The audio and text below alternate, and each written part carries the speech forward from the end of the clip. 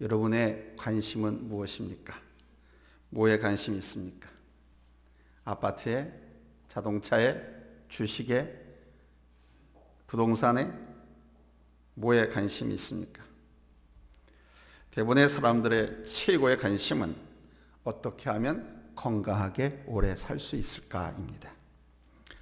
근시안적으로는 돈 버는 것, 집 사는 것, 성공하는 것 등일 수 있지만은 사람들은 시간이 지나면서 어떻게 하면 건강하게 오래 살 수 있을까 여기에 집중을 하게 됩니다.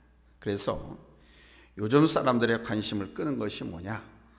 퇴직 후에, 은퇴 후에 어떻게 살 것인가 하는 문제들이고, 퇴직 후에 그 퇴직자들, 노후 사람들의 삶을 위한 상품들이 방송에서도 주를 이루고 있습니다. 그러나 분명한 것은 건강하게 오래 사는 것보다 더 중요한 것은 제대로 온전하게 사는 것입니다. 곧 새 생명을 갖고 영원한 생명을 갖고 사는 것입니다. 이것을 얻는 비결은 오직 죽어야 산다는 것입니다. 한 알의 밀알도 땅에 떨어져 썩지 아니하면 열매를 낼 수가 없듯이 우리도 마찬가지로 죽어야 합니다. 죽어야 다시 살 수 있습니다. 이 비밀을 바로 우리 하나님께서는 예수 그리스도를 통해서 보여주셨습니다. 그래서 예수님의 부활은 잠자는 자들의 첫 열매가 된다고 하시는 것이 바로 이 의미인 것입니다. 지금 죽기엔 아깝고 또 아쉽고 싫지만, 그러나 여하튼 우리가 이 세상을 떠나는 시간이 언제인지 모르지만 우리는 죽어야 살 수 있습니다.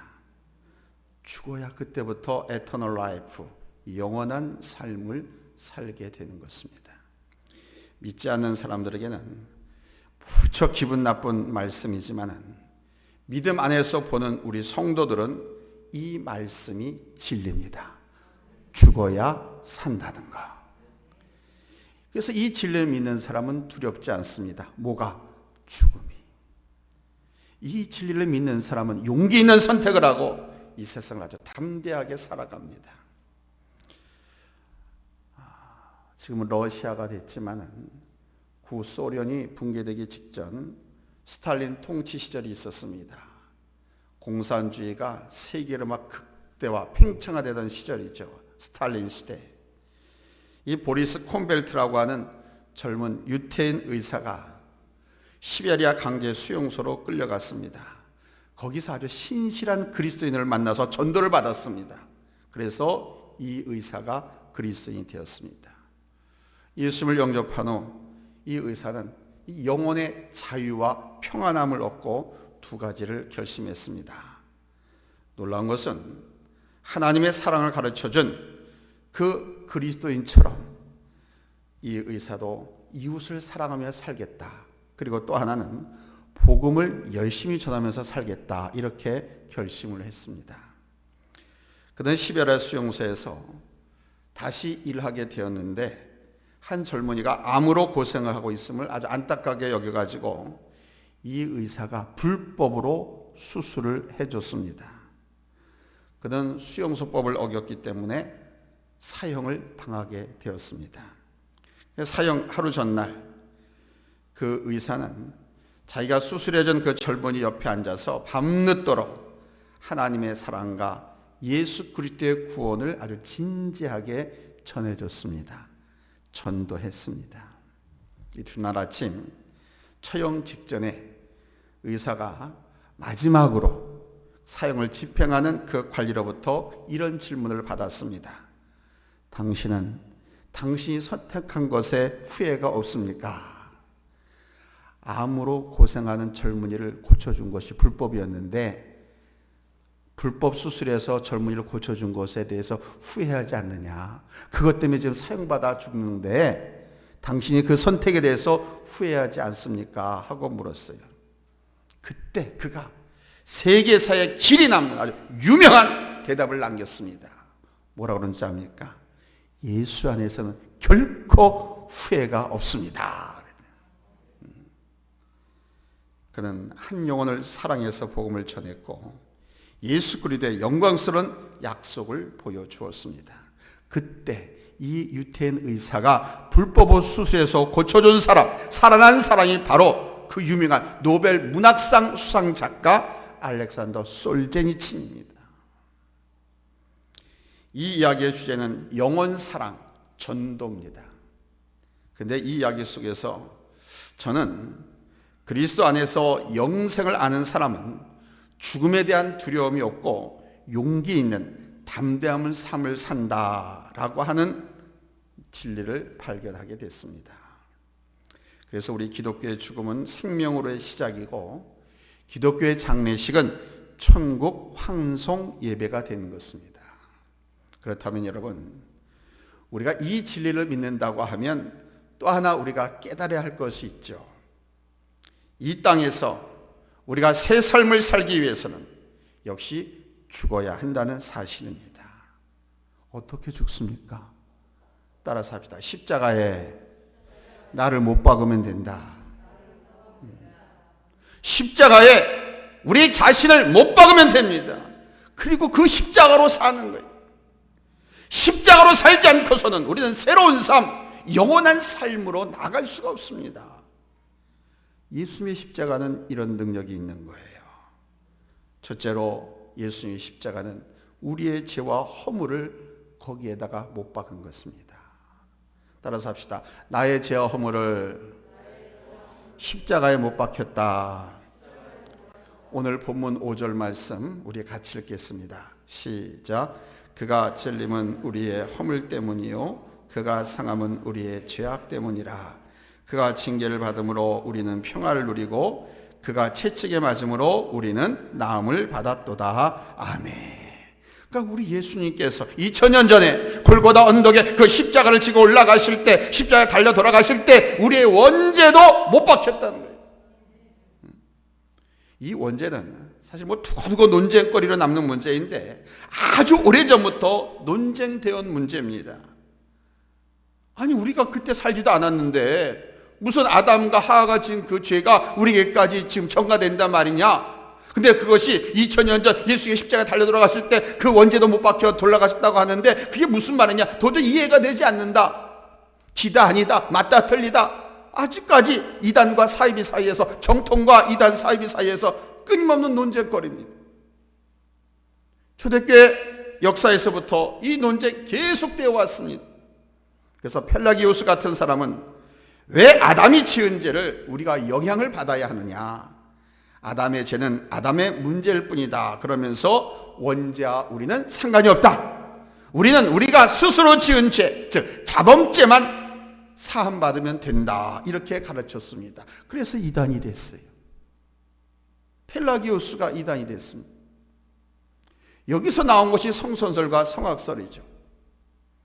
그런데 우리 안에 있는 죄의 본성을 보면 이것이 분명하게 나타납니다. 육신의 일을 도모하려는 우리의 성품들 있잖아요.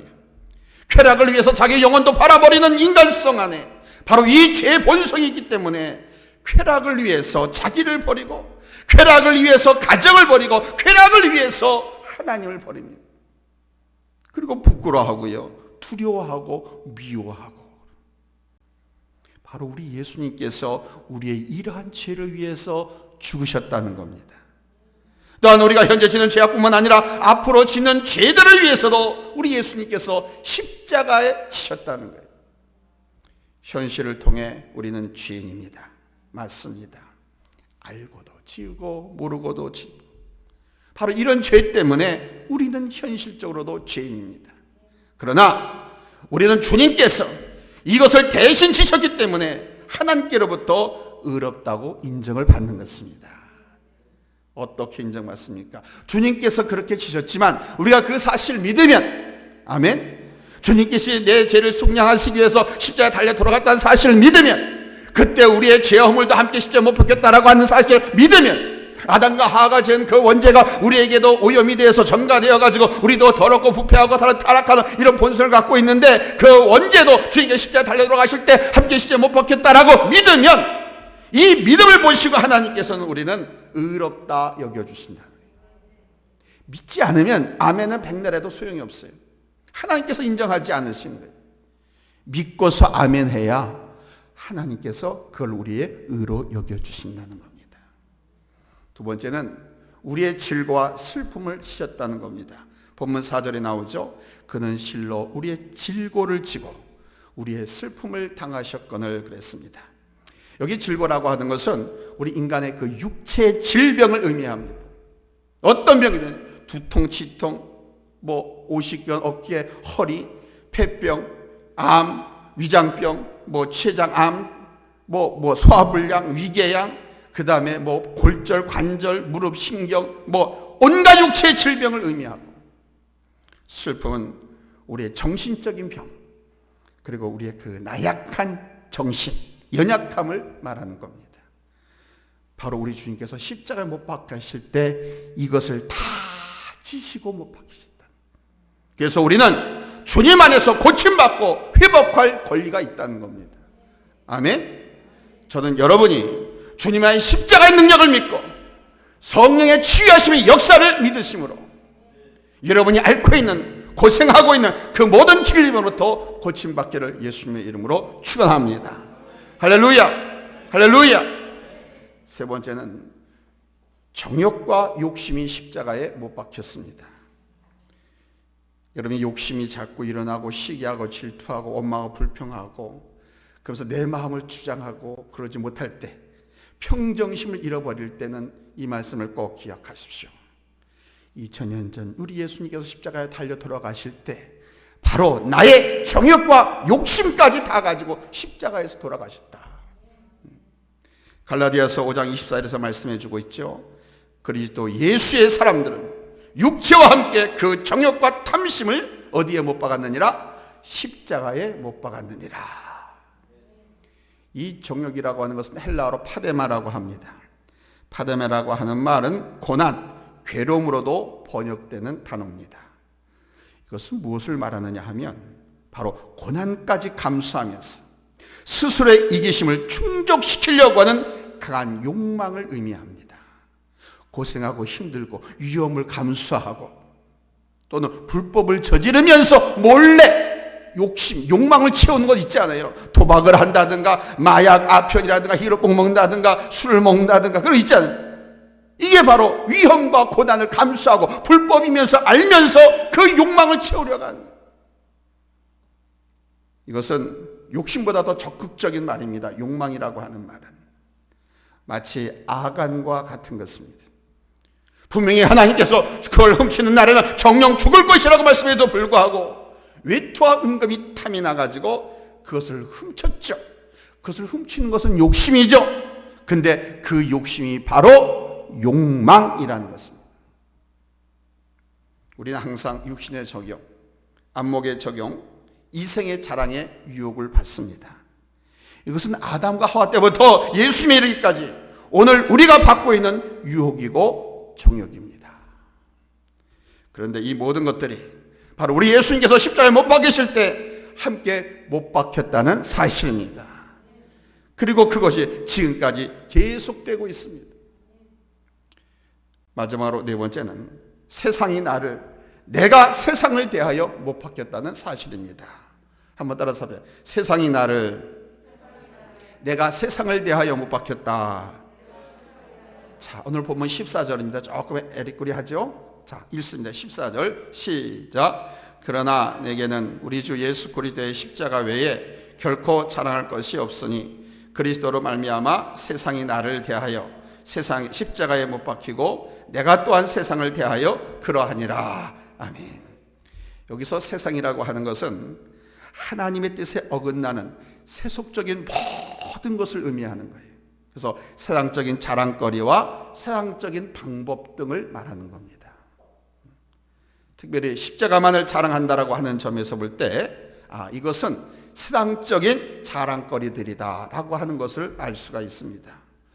여기에 대해서 빌립보서 3장 4절 이하에서 이렇게 말합니다. 나도 육체를 신뢰할 만하며, 여기에 나라가는 것은 사도 바울을 말하는 거예요. 나도 육체를 신뢰할 만하며 만일 누구든지 다른 이가 육체를 신뢰할 것이 있는 줄 생각하면 나는 더욱 그러하리니.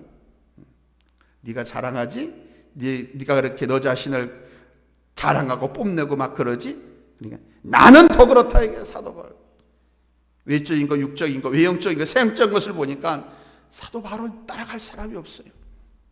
그러나 무엇이든지 내게 유익하던 것을 내가 그리스도를 위하여 다 해로 여길 뿐더러 이렇게 고백을 하면서 자기 안에, 사도 바울 안에 큰 자랑거리들이 얼마나 많이 있는가를 말하고 있는 것입니다. 뭐라고 밝힙니까? 사도 바울이 내가 8일 만에 할례를 받고 이스라엘의 족속이고 베냐민 지파고 히브리인 중에 히브리인이고 율법으로는 바리새인이고 열심으로는 교회를 박해하고 율법의 의로는 흠이 없는 자라 이렇게 말합니다. 하나님 율법을 갖다 대서 재봤더니 사도 바울은 흠이 하나도 없대. 자기 스스로 그렇게 교만해서 말할 정도예요. 철저하게 바리새인이었거든, 유태인이었거든. 공부도 엄청나게 많이 했어요.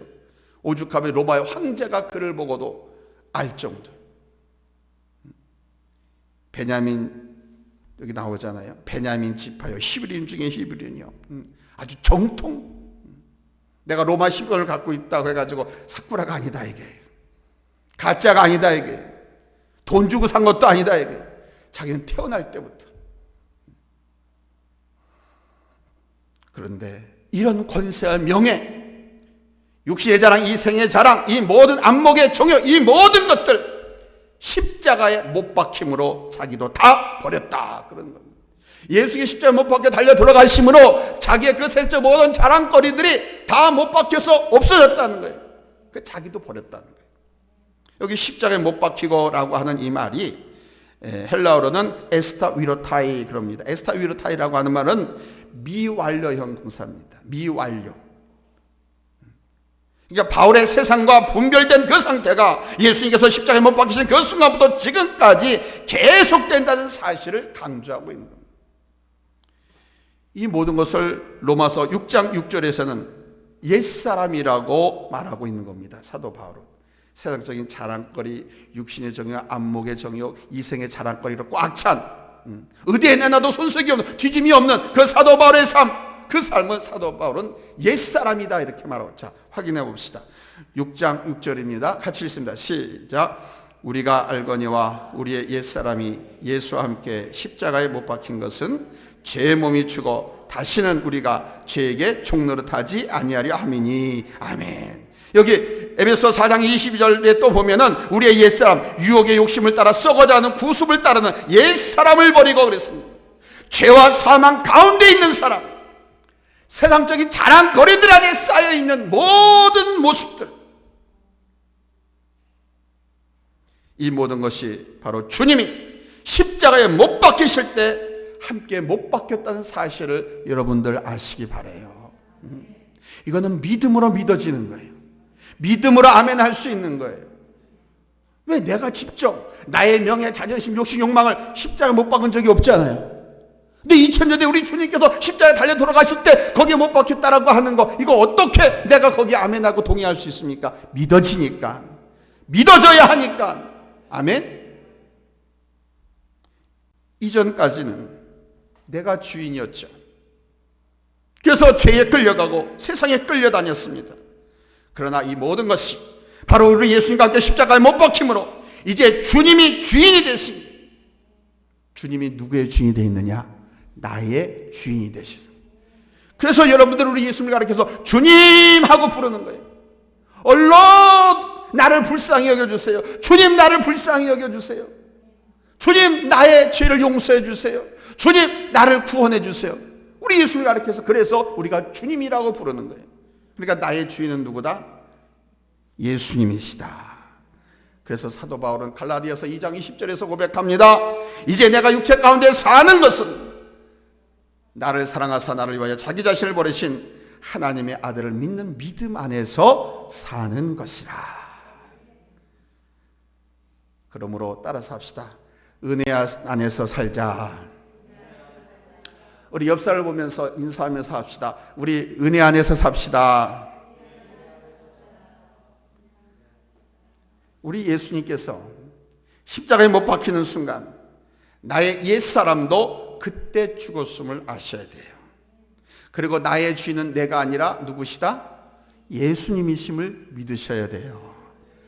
아니, 내 주인이 내가 아니고 우리 주님이시라고 하면 얼마나 담대합니까? 얼마나 힘이 납니까? 얼마나 신납니까? 연약하고 부족하고 무식하고 미련한 곰탱인 내가 내 주인이 아니라 만왕의 왕이여 책량이여 묘사여 구세주이신 우리 주님이 나의 주인이라고 하는데 얼마나 신나요? 아멘? 아니 어떤 종놈들은요, 노예들은요, 자기 주인이 무슨 정승이니 하는 것까지도 새들 부리고 다녀요. 어떤 사람은요, 자기가 뭐 재벌 그룹 회상 집에 집사라고 하는 것을 어깨에 힘주고 다녀요. 일개 사람, 돈 있고 좀 힘 있고 권세 있는 사람 집에 경비원이고 집사 총무일 보는 지배인이라고도 그렇게 어깨에 힘주고 자랑 삼고 사는데, 만왕의 왕 우리 주 예수 그리스도 나를 끔찍히 사랑하셔서 당신의 생명을 십자가에 던지면서까지도 나를 사랑해 주신 것을 보여주셨던 그 예수님이 나의 주인이 되신다. 아니 당신이 나를 당신 피로 당신 생명가로 사셨다고 하면서 너는 내 것이라고 말씀하시, 얼마나 신이 납니까? 얼마나 힘이 납니까? 그 세상에 그 어떤 것도 나의 주인이 우리 주님의 사실을 내가 믿으면 세상에 그 어떤 것도 크게 안 보여요. 다 작게 보이는 거예요. 다 작게 보여요. 그리고 쫄지 않는 거예요. 담대하는 거예요. 이기는 거예요. 이게 예수 믿는 사람들의 비밀입니다.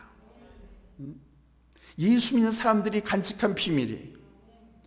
예수님이 내 주인이고 내가 예수님을 모시고 살면 정말 내가 세상의 모든 것을 주장할 수 있을 정도 자신감이 생겨, 용기가 생겨. 왜? 주님이 주장하시니까. 그러므로 우리는 예수님께 내 삶의 자리를 내어드려야 할 줄로 믿습니다. 내 생각과 방법, 내 욕망, 나의 모든 것을 내어드려야 돼요.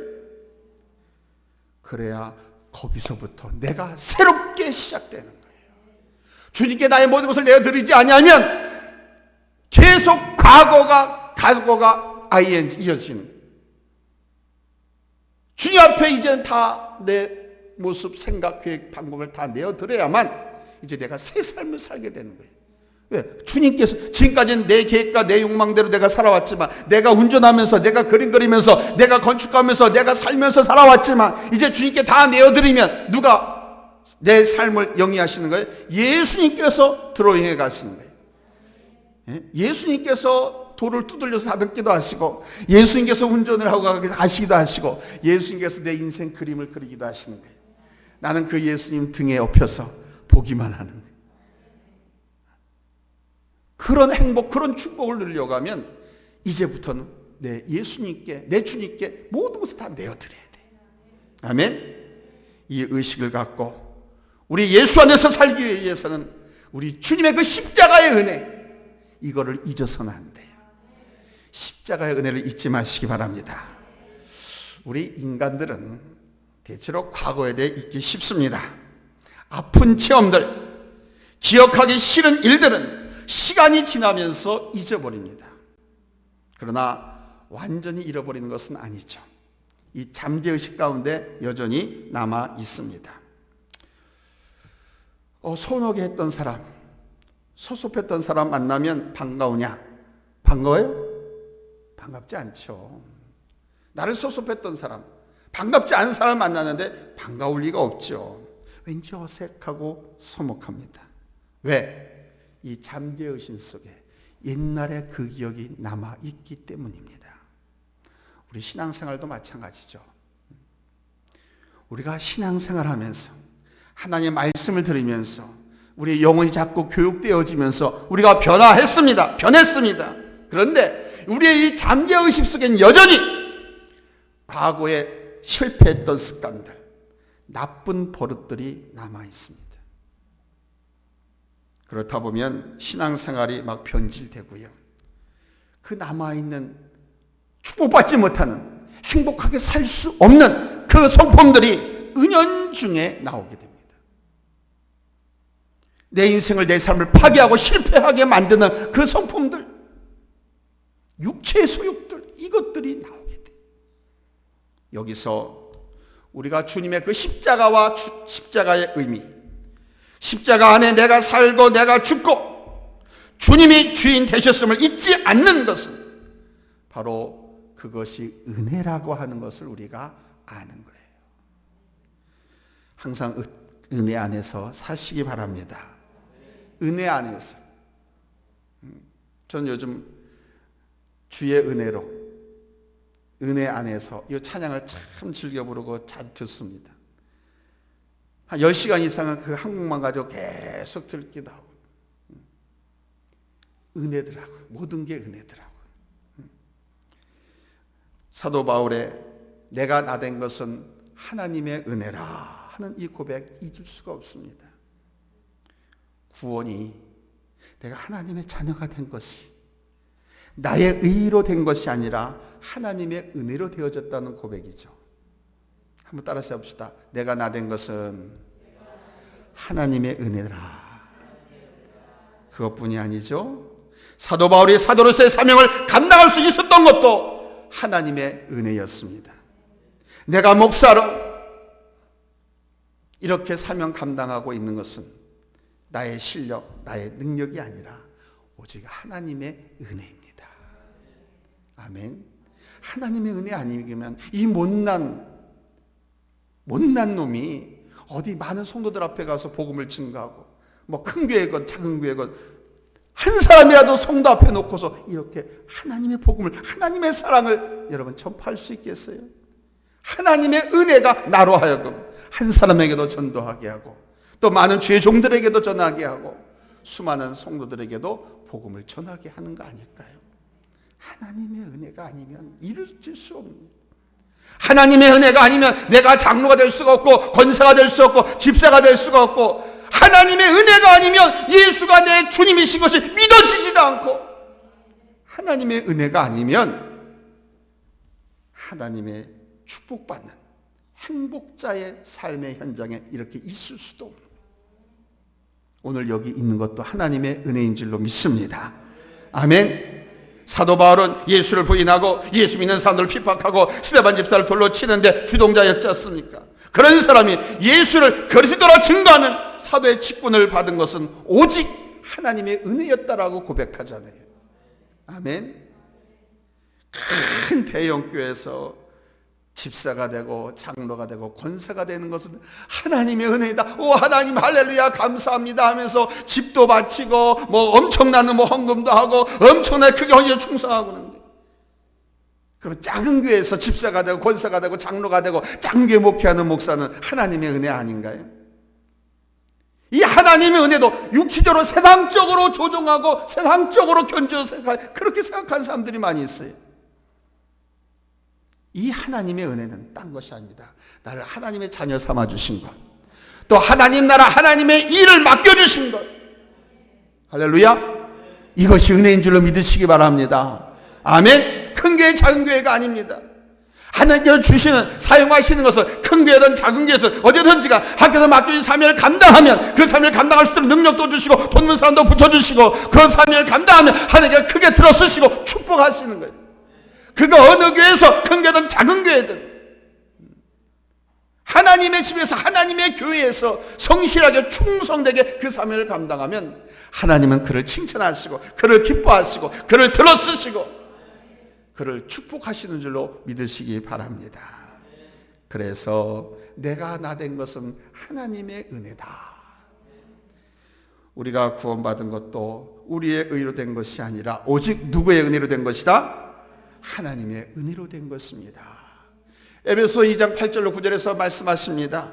너희가 그 은혜로 인하여 믿음으로 말미암아 구원을 받았나니 이것이 너희에게서 난 것이 아니요 하나님의 선물이라. 행위에서 난 것이 아니니 이는 누구든지 자랑하지 못하게 하려 함이니라. 이처럼 우리의 구원도 하나님의 은혜고 선물인 줄로 믿습니다. 지금 나됨, 내가 직분을 받고 내가 행하고 있는 모든 일들, 내가 직분을 감당함으로 앞으로 우리 주님의 일들을 감당할 수 있는 것 또한 우리 주님의 은혜인 것입니다. 나는 부족합니다. 나는 할 수 없지만 주님은 나를 위해서 십자가를 지셨고 나를 선택하셨습니다. 나를 불러 세우셨습니다. 주님은 우리의 연약함, 우리의 부족함, 우리의 허물, 우리의 모든 것을 다 십자가에 못 박으셨습니다. 그리고 나에게 구원의 은혜뿐만 아니라 나로 새로운 삶, 십자가 안에서 능력 있는 삶을 살기를 기대하고 계십니다. 이것이 은혜이기. 아멘. 우리는 그 은혜 안에서 사는 거예요. 이 은혜 안에 살 때 우리는 항상 감사함으로 살 수가 있고 우리에게 주신 사명을 감당할 수 있는 줄로 믿습니다. 말씀 맺겠습니다. 사랑하는 성도 여러분, 우리 예수님의 십자가가 골고다 언덕에 세워지면서 우리는 생명을 얻었습니다. 골고다 언덕, 해골이라고 하는 그 죽음의 언덕에 십자가가 세워지는 순간 그것은 생명의 역사가 일어나는 현장이 된 줄로 믿습니다. 그것뿐만 아니라 십자가를 믿고 바라보는 모든 곳에 생명의 역사가 일어나게 되는 줄로 믿습니다. 그 새 생명의 대가는 죽음입니다. 우리 주님의 죽으심 그리고 나의 죽음도 있어야 합니다. 내 자아, 내 고집, 나의 옛 모습도 역시 그 십자가에 못 박혔습니다. 이것을 인정하셔야 돼요. 잊지 마셔야 돼요. 주님이 죽으심으로 나는 다시 살게 된 거예요. 내가 죽음으로 나는 새 삶을 얻게 된 것입니다. 생명은 죽음을 통해서 영원하고 우리의 삶은 죽음을 통해서 새 삶이 되는 것입니다. 죽지 아니하면 새 삶이 없어요. 십자가에 죽지 아니하면 그리스도인의 새 삶, 하나님의 자녀로서의 새 삶이 없습니다. 여전히 과거에 실패한 모습, 여전히 과거에 불안하고 불평하고 원망하고 행복하지 못한 불행스러운 그 모습, 그 삶을 가지고 살아가야 됩니다. 십자가에 죽을 때만 새 삶이 시작되는 거예요. 하나님 자녀의 삶, 천국 백성의 삶.